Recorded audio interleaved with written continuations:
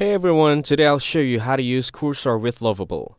First, install Cursor, an AI first code editor, and sign in with your GitHub or email to enable collaborative development features. Then clone your Lovable generated project from GitHub or export it from Lovable, then open the folder directly in the Cursor editor.